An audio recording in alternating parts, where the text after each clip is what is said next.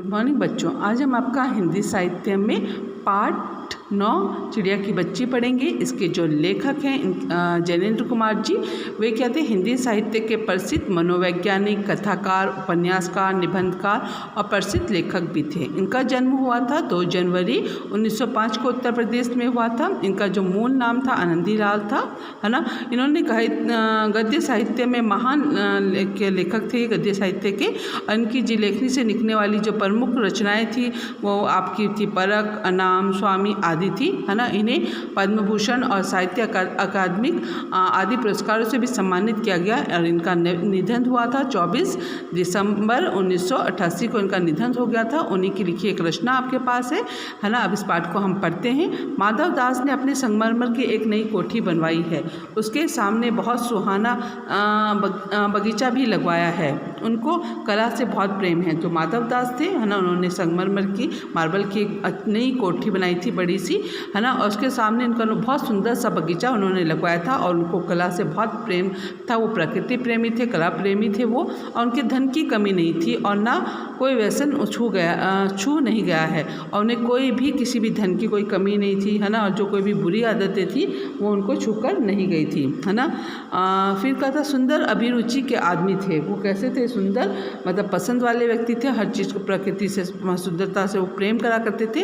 फूल पौधे, रकाबियों से होजों में लगे फव्वारों में उछलता हुआ पानी उन्हें बहुत अच्छा लगता था। उन्होंने कहा कि उन्हें कम गहरी जो प्लेट वाली जो होती हैं हौज होती हैं, उनको उसमें जो फव्वारे लगे होते थे उसमें उसे उछलता हुआ जो पानी है फव्वारे से जो उछलता था उन्हें बहुत ज़्यादा पसंद था।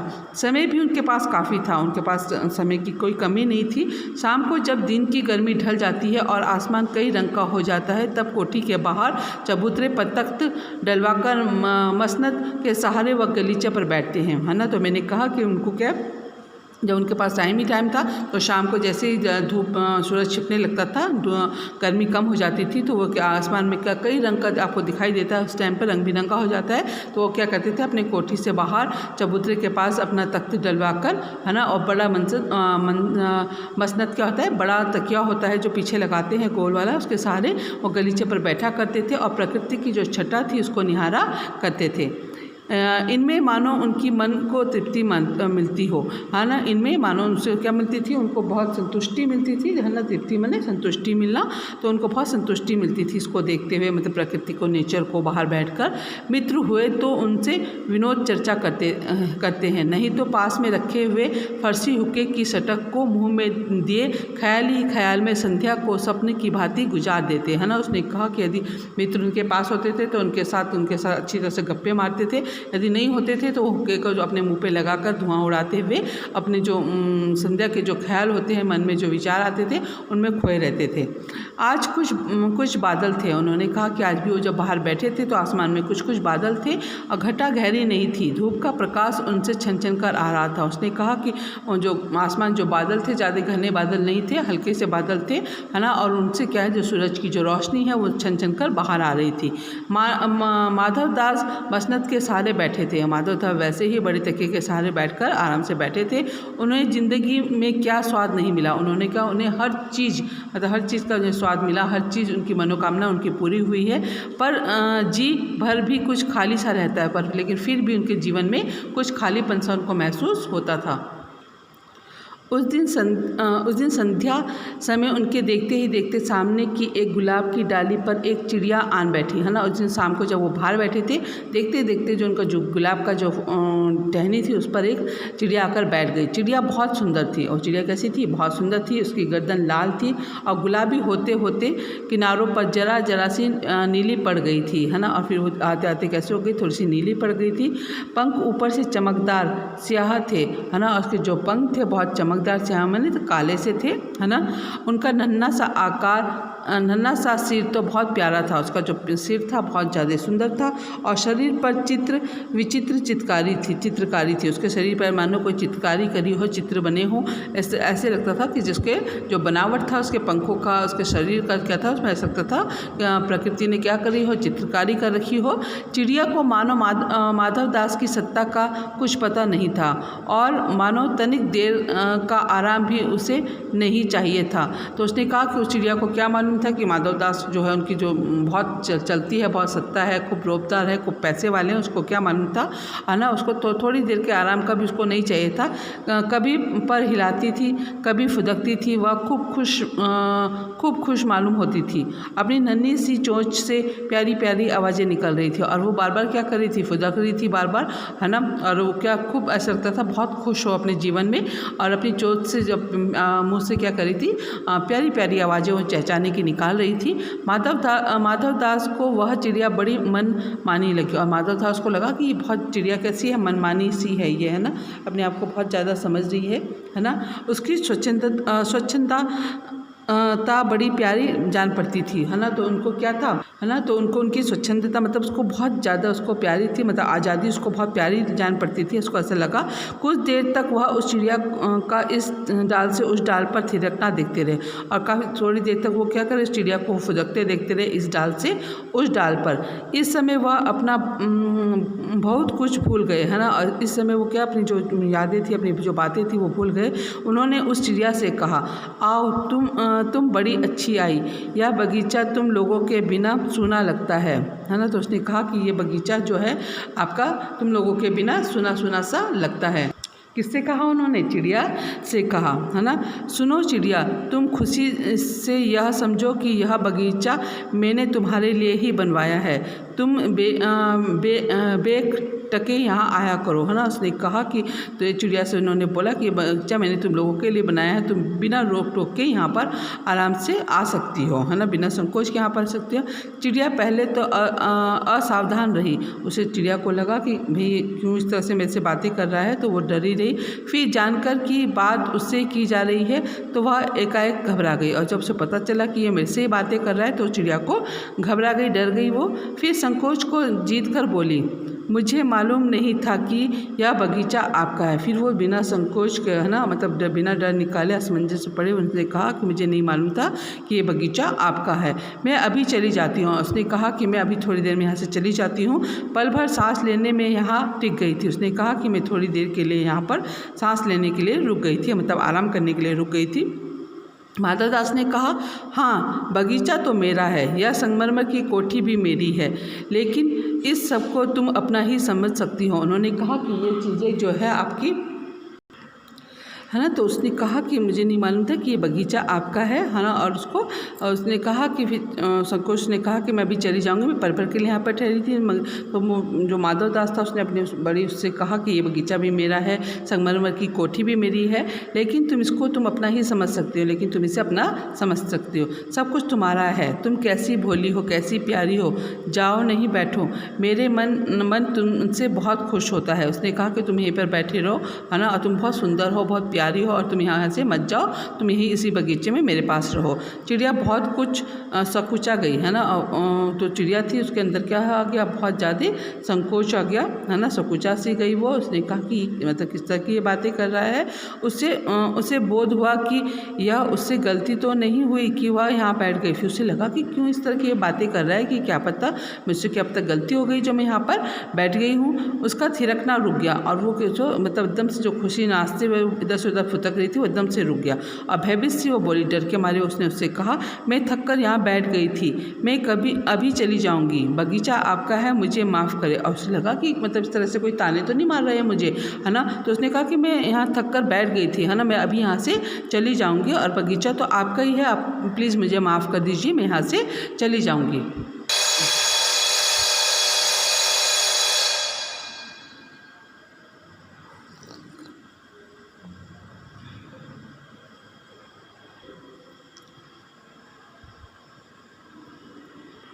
है ना, तो उसने कहा कि मैं तो बहुत डर गई, आपने बोली कि मैं भटक कर यहाँ आराम करने के लिए आई थी, और भूल कर भी मैं कभी इस तरह की गलती नहीं करूँगी, है ना, और अभी यहाँ से मैं उड़ के चली जाती हूँ। आप मेरी समझ में कुछ नहीं आ रहा है कि आप क्या बोलना चाह रहे हो, क्या कहना चाह रहे हो, मुझे कुछ चीज़ समझ में नहीं आ रही है। और मेरी माँ के जो घोंसले के बाहर क्या था, बहुत सुनहरी धूप बिखरी रहती है, और मुझे इससे ज़्यादा क्या करना है ना। मेरी माँ मुझे 2 दाने लाकर खिला देती है, और मैं वहीं पर रहती हूँ। कभी कभी मैं अपने जो पर है खोलने के लिए, मतलब उनको फैलाने के लिए बाहर आ जाती हूँ। और तब मेरी माँ मेरी क्या है राह देखती रहती है कि मैं घर कब आऊँगी, है ना। और मुझ पर तुम कुछ और मत समझो। उसने कहा तुम मुझे और कुछ मत समझो, मुझे आपकी जो बातें हैं वो बिल्कुल भी समझ में नहीं आ रही है। मैं अपनी माँ की बेटी हूँ और मैं अपने घर जा रही हूँ।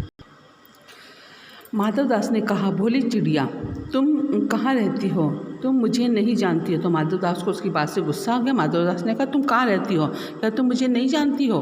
तो चिड़िया, मैं माँ को जानती हूँ, भाई को जानती हूँ, सूरज को और उसकी धूप को जानती हूँ, घास पानी और फूलों को जानती हूँ।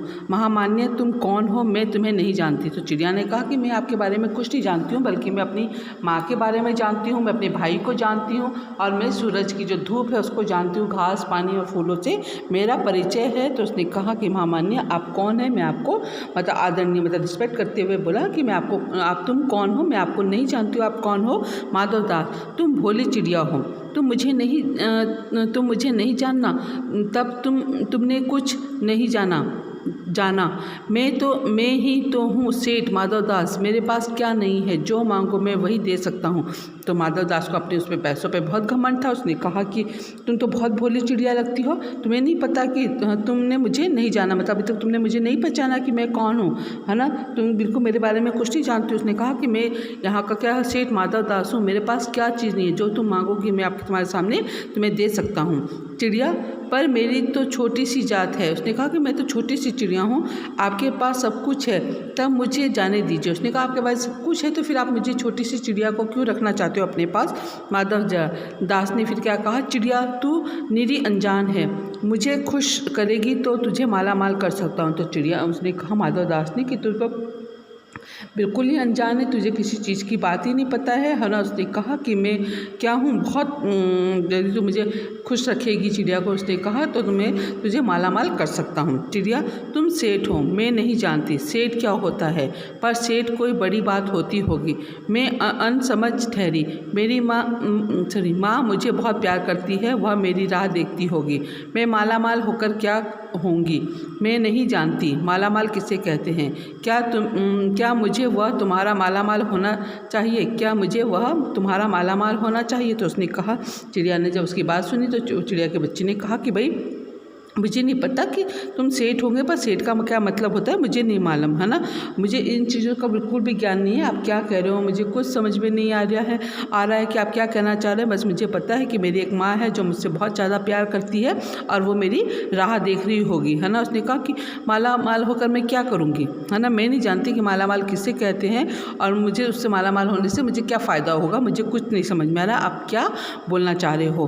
तो सेठ ने कहा, अरे चिड़िया तुझे बुद्धू नहीं है, चिड़िया तुझे बुद्धि नहीं है। तो उसने कहा कि चिड़िया तुझे बिल्कुल भी दिमाग नहीं है, तू सोना नहीं जानती, सोना उसी की जगत को तृष्णा है, वह सोना मेरे पास ढेरों का ढेर है, तेरा घर समूचा सोने का होगा, ऐसा पिंजरा बनाऊंगा कि कहीं दुनिया में ना होगा, ऐसा कि तू देखती रह जाएगी, तू उसके भीतर थिरक कर फुदक कर मुझसे खुश करियो, है ना, तेरा भाग्य खुल जाएगा। तो सेठ ने कहा कि कितनी बुद्धू चिड़िया है, इसको ये चीज़ नहीं पता कि सोना क्या होता है ना, आपको सोना क्या चीज़ होती है तुम्हें नहीं मालूम। कि उसने कहा सारे जगत को सारे ज़माने को क्या है इसकी चाहत है, तृष्णा है, चाहत है ना, और वो जो सोना है जिसको लोगों को इतनी चाहत होती है वो मेरे पास ढेर सारा है ना, और मैं तेरा जो समूचा घर है उसको मैं क्या कर सकता हूँ, सोने से बनवा सकता हूँ, सोने का पिंजरा बनवा सकता हूँ, कहीं भी दुनिया में ना होगा, है ना, ऐसा पिंजरा बनवाऊंगा तेरे लिए कि तू देखती रह जाएगी और उसके अंदर जो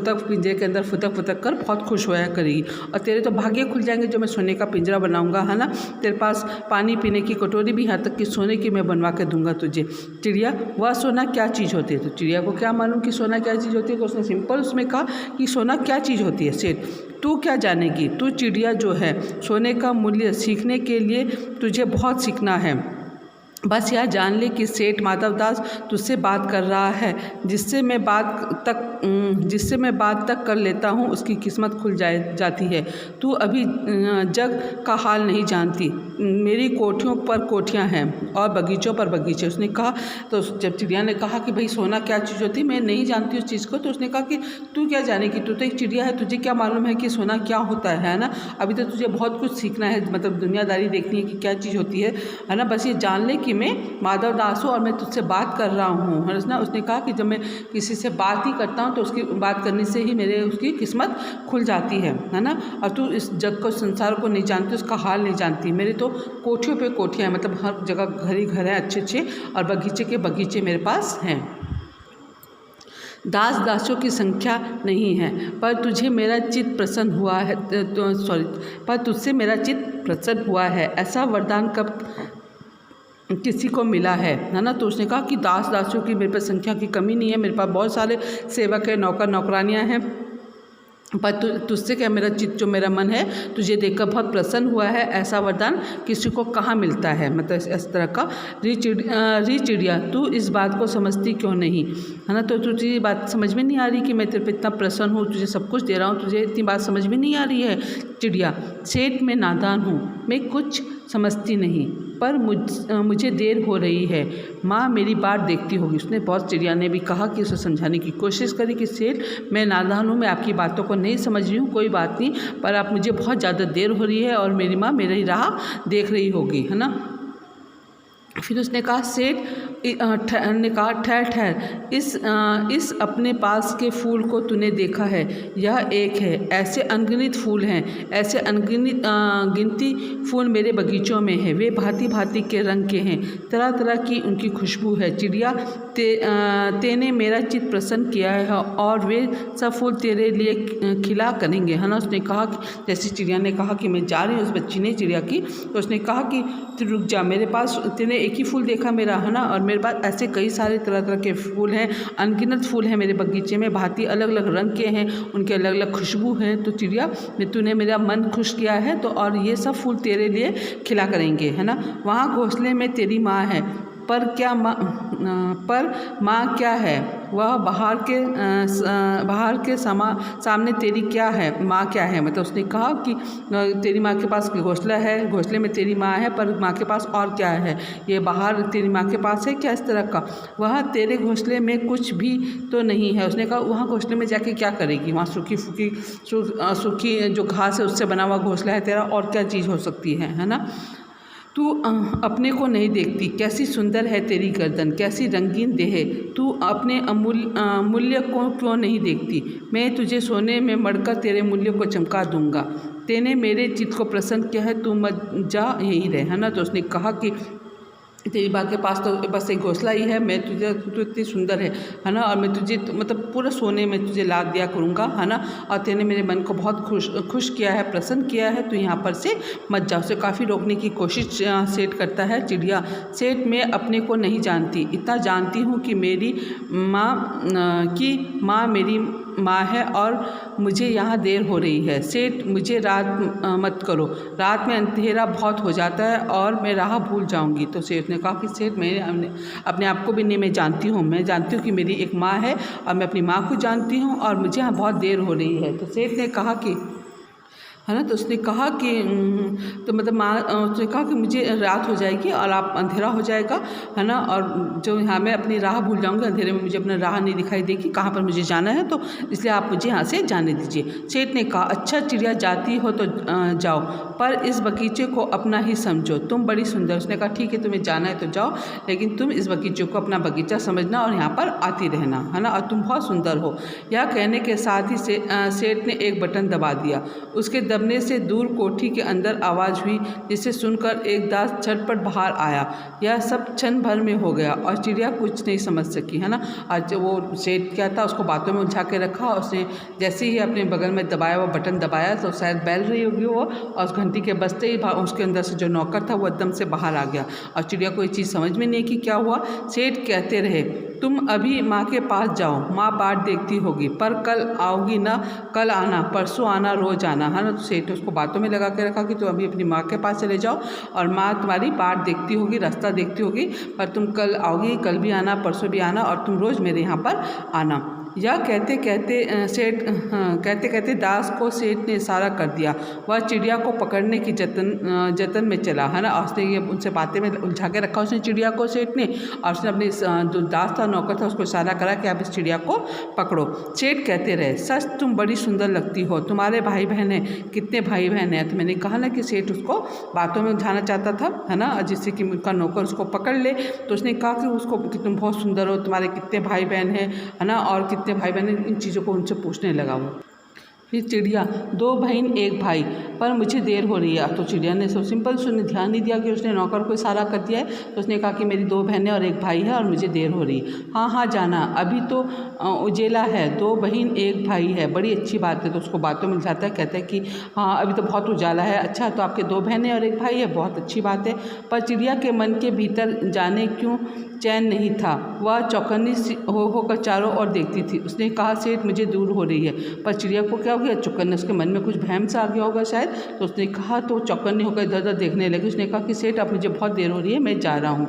सेठ ने कहा, देर अभी कहाँ, अभी तो उजेला है ना। मेरी प्यारी चिड़िया, तुम अपने घर का इतने और हाल सुनाओ, भय मत करो। उसने चिड़िया ने कहा कि तुम थोड़ी देर अपने बारे में बताओ, अभी तो बहुत उजाला है, अभी जाने की क्या ज़रूरत है। तो अपने घर के बारे में मुझे सब बातें बताओ और डरो मत। चिड़िया ने कहा, सेठ मुझे डर लगता है, माँ मेरी दूर है, रात हो जाएगी तो राह नहीं सूझेगी। चिड़िया ने कहा, मुझे बहुत ज़्यादा डर लगता है, यदि अंधेरा हो जाएगा तो मुझे अपना रास्ता नहीं पता चलेगा, मैं अपना रास्ता जो है भटक जाऊंगी। तो इतने में चिड़िया को बोध हुआ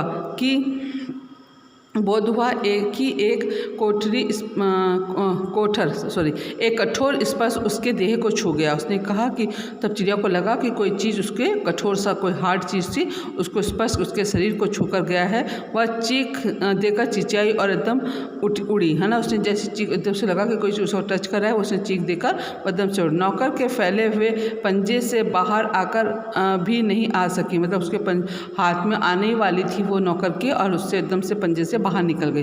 तब वह उड़ती हुई एक सांस में माँ के पास गई और माँ की गोद में गिरकर सुबकने लगी, ओ माँ ओ माँ।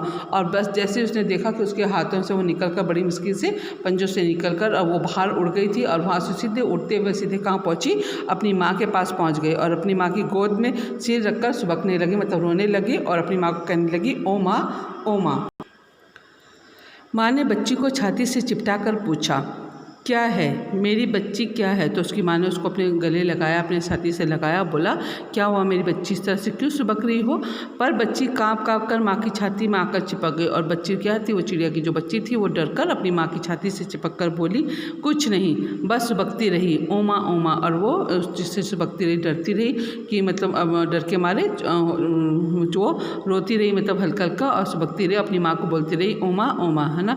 बड़ी देर में उसे ढंढासा बांधा और तब वह पलक मीचकर उस छाती में ही चिपककर सो गई, जैसे अब पलक ना खोलेगी, है ना। उसने कहा कि बड़ी देर में जो है उसको सांत्वना मिली कि हाँ ठीक है, अब काफ़ी दिलासा मिली कि अब मैं अपनी माँ की गोद में पहुंच गई हूँ, है ना। तब उसने आंखें भींची, मतलब आंखें बंद करी और अपनी माँ की छाती पर लगाकर चिपककर वो सो गई, है ना। और ऐसा लगता था जैसे कि वो अपने पलकें नहीं खोलना चाहती थी, है ना। तो इस पाठ से हमें क्या शिक्षा मिलती है? इस पाठ से हमें शिक्षा मिलती है कि सबको अपनी माँ प्यारी होती है ना, क्योंकि दुनिया में माँ के प्यार जैसा निस्वार्थ प्यार जो है कोई नहीं कर सकता माँ के अलावा, है ना। इसके अलावा जो सुख माँ की गोद में मिलता है, माँ के पास मिलता है, वो किसी भी चीज़ में हमें नहीं मिल सकता है ना। तो माँ के बिना हम कोई भी मनुष्य है अपने आप को पूर्ण नहीं समझ सकते हैं, है ना। और जो सुख माँ की गोद में होते हैं, माँ के आंचल में होता है, आप कुछ गलतियाँ करते हो या कुछ बनाना हो, कुछ खाना हो, कुछ कपड़े चाहिए हो, तो आप किससे जिद करते हो? अपनी मम्मी से जिद करते हैं, है ना। यदि पापा से भी कोई चीज़ मंगवानी हो तो आप सबसे पहले किसके पास जाते हो? अपनी मम्मी के पास जाते हो, है ना। अपनी माँ से, मम्मी को पहले आप बहलाओगे फुसलाओगे कि आप पापा से बोल के वो चीज़ मंगवा लो, है ना। तो ये चीज़ क्या होता है, आप किससे बोलते हो? माँ को, है ना। तो माँ से बड़ा आपके जीवन में कोई नहीं होता है ना। जैसे चिड़िया की बच्ची के लिए था, उसको अपनी माँ की गोद में जाके ही सुकून मिला, है ना। तो यही आपका पाठ का सारांश था इसमें, और आप इस पाठ का आप घर पर पढ़ेंगे और इसके जो आपको कार्यपत्र के जो काम दिया जाएगा अपनी कॉपी में करेंगे। धन्यवाद।